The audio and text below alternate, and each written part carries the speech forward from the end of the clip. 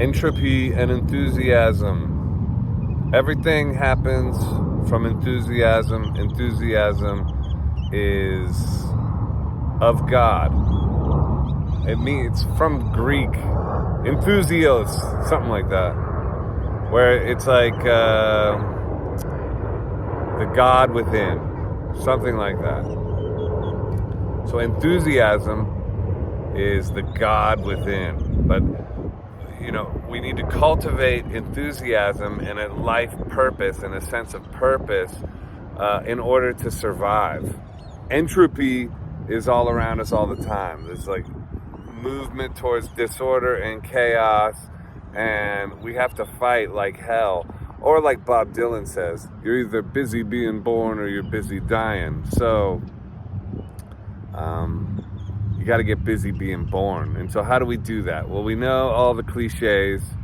Wake up at 4:30 in the morning, get into a morning routine, work out, eat right, keto, cold plunge, yoga, exercise, whatever it is. You know the routines, journaling, all the things that we already know we're supposed to do. But why don't we do them then?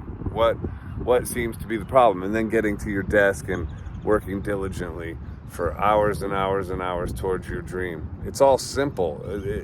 It's all laid out in countless self-help books and countless YouTube people talking about it. David Goggins running 400 million miles a day.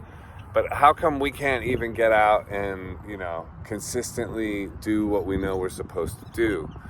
I think it's because we are, within us is our battle is with principalities, not with flesh and blood. So there's within us agents that are destructive, and everything naturally moves towards entropy. So it's hard to overcome old limitations. There's this sort of like resistance to everything, and every time you overcome a hurdle, it's amazing. But in order to overcome a hurdle, I feel like, and this is just my experience, but there needs to be like a real holistic approach, like a practice of presence where you're sort of disidentifying with the ego and you're observing your thoughts so you know that you're not really your thoughts. And then this also helps you when those negative thoughts or those principalities that tell you to, not do the right thing that you want to do to have an enthusiastic life of purpose, it helps you identify them as voices that aren't you. Because if you're just identifying with your thoughts, the thoughts come in and say, oh, it's too late for you. Oh, you already blew it. Or, oh, you should have done this, or you didn't do that, or what about this? That stops you dead in your tracks. But if you get into the habit of observing your thoughts, then the voice will come in and go, you suck. And you'll go like, wait, I see you. Who said that? Who's saying that? It's not me. It's some other whatever. You could call it a broken psychology. You could call it demonic possession. You can call it whatever you want.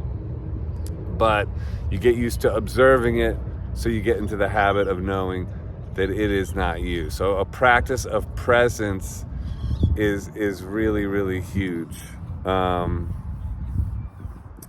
And then having good expectations towards whatever your goal, your sense of purpose is. For one, understanding that it's important that we don't just live in a neutral landscape.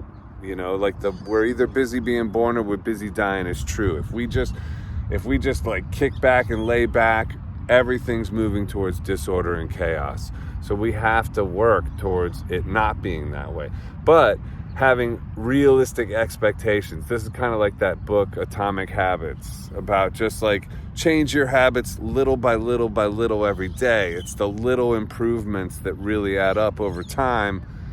And also just having like expectations that it's okay. All the progress isn't made in one day. You're not going to all of a sudden wake up and have everything dialed into perfection. But you'll know when you're like working in that direction and you're like, oh, this thing, I don't want to do this thing. And it's for me, it's like a simple thing. It's not even a difficult thing. There's nothing difficult about it. It's just a psychological hurdle, like some resistance. I don't know what it is.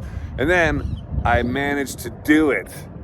And when you do it, that's a huge victory. You should throw a little internal party for yourself. You should high five yourself within and be like, woo, I did it. Because then momentum starts building. And where attention goes, energy flows. The energy of inspiration starts coming in like wind beneath your wings. You start to take flight. So expectations being reasonable, and then all the all the things that are cliche, like waking up early, like getting into exercise, like looking at the whole thing as a spiritual war, because we are in fact in a spiritual war. It's good versus evil. It's enthusiasm versus entropy. It's life of purpose versus like a meaningless life of suffering that, you just, so it is those cliche things, which is like get up early, go work out. And those things too have their own resistance in front of them.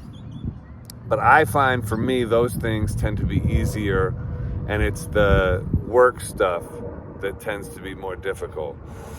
Because I'll just do the whole workout things and all that stuff almost as an escape. So I have to sort of balance it.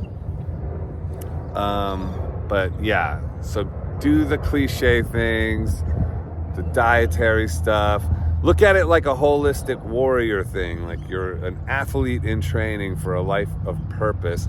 And then the last one is don't sin, or do your best not to sin. And if you sin, don't sin again. Repent and keep it moving, because you can't dial in this whole amazing life where it's like you're a triathlete in terms of overcoming entropy and finding your purpose, and then go out on the weekends and do a bunch of nonsense that's self-destructive, that's going to throw you into a shame spiral and fill you with regret and self-hatred. That won't work. That stuff takes too long to get over. It can take weeks to get over. It can take years to get over. I mean, so as best you can, don't sin. And when you do sin, then just repent and keep it moving. So that's it. And just understanding that a life of purpose, a life of enthusiasm is really, really a matter of life and death, honestly, because, we're not living in a neutral space where we can just like sit there. At a certain point, we will move towards disorder and chaos and disrepair. And there's stuff to get done. People to inspire, love to give, and a purpose to fulfill. Or at least that's what I think.